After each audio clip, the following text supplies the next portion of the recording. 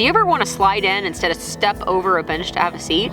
If so, this is the picnic table for you. Let me show you how I built it.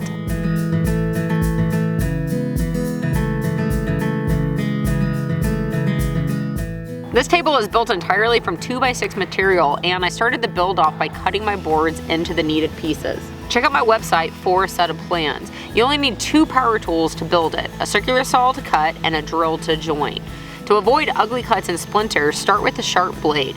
I'm using Crescent's Nail Slicer framing blade. The high-impact carbide teeth are incredibly durable and stay sharp even if I hit nails. And if you're using a battery-powered saw, sharp teeth also mean more cuts per charge.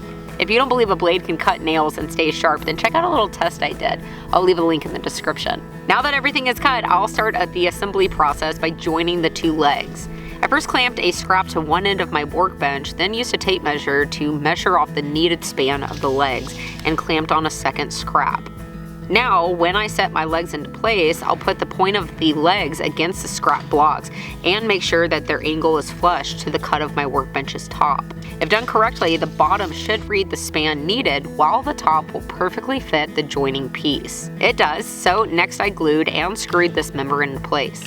I'm planning on placing this table and several others like it at the woodshed outside, so I'm using construction adhesive and exterior rated screws for this entire project.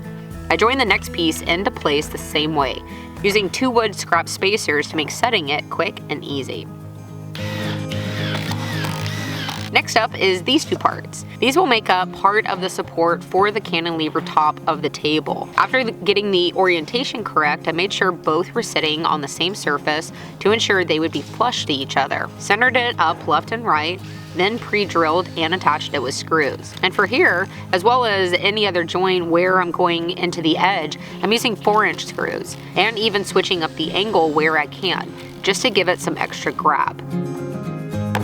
Now this entire thing will go up here, but I'll need access to the other side to attach it, so let's take this and put it here instead. While my super jaws hold them in place, I can measure for center and attach this assembly with construction adhesive and screws.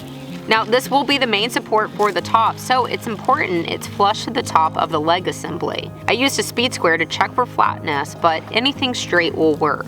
Next I attach the small block in between the upper and lower horizontal members.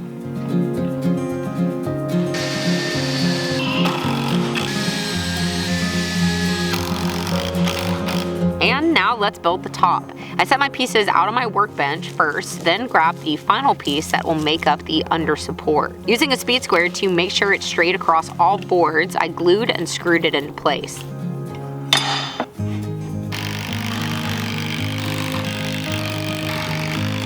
Let's see how well this goes.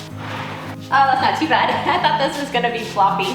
That's funny. It's actually very simple to set into place. The front under support should slide right up against the angled assembly, then the back of the top board should line up flush to the body. After the test fit looked good, I took it off, applied glue, and again screwed it down. There are times you can pull material together by running a screw in a little deeper, but if that isn't working, don't keep pulling the screw through. Instead, set a clamp to make a tight connection that won't move on you while you run in screws. Next, I need access to the back side of the table, where my super jaws were clamped. So I just moved this down here. It works. I wasn't sure if it would. I need this side so that I can now attach a full-length board across all 3 of these members. What I'm trying to do is make this portion of the build incredibly strong and rigid to prevent as much sagging in the cantilever top as possible. I don't know if it will work, but I'm trying anyways. You saw I glued it, but I also screwed the crap out of it.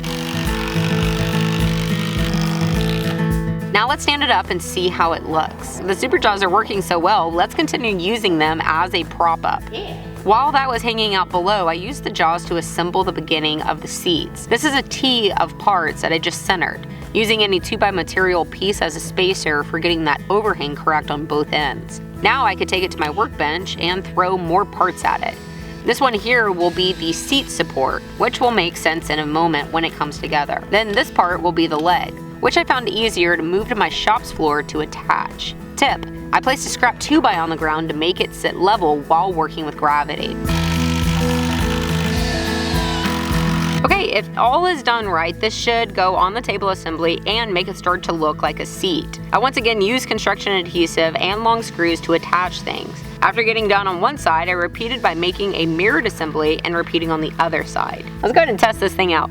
And it is as simple as that, folks. I imagine any picnic table will be going outside, so I do recommend using pressure-treated wood. Since it's long-lasting, you won't have to rebuild in a few years. Cheers!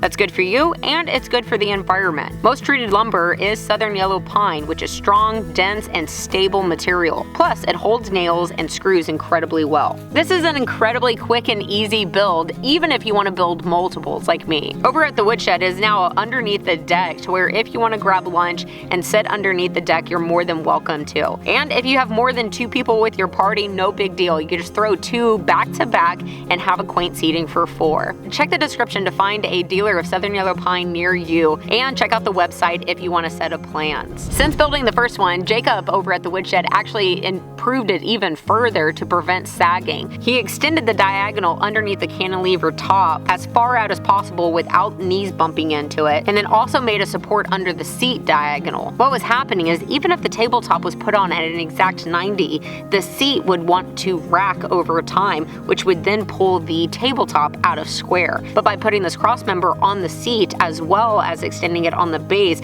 now this thing almost doesn't sag at all. So I hope that you enjoyed this build, and if you're in the market for building picnic tables, don't forget the 2 or 3 other designs that I have available with plans. I will see you on my next build, guys.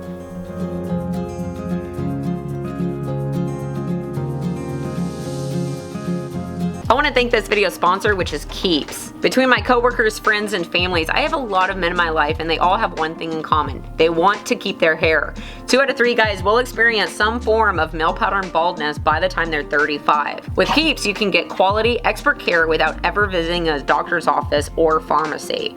All Keeps treatment plans are doctor recommended and delivered straight to your door at about half the cost of a traditional pharmacy. In addition to be completely affordable, you can easily subscribe to Keeps to get refill reminders, so you'll never run low on the products you need to take care of your hair. What are you waiting for? Hair loss stops with Keeps. To get 50% off your first order, go to keeps.com/April or click the link down in the description. That's KEEPS.com/APRIL.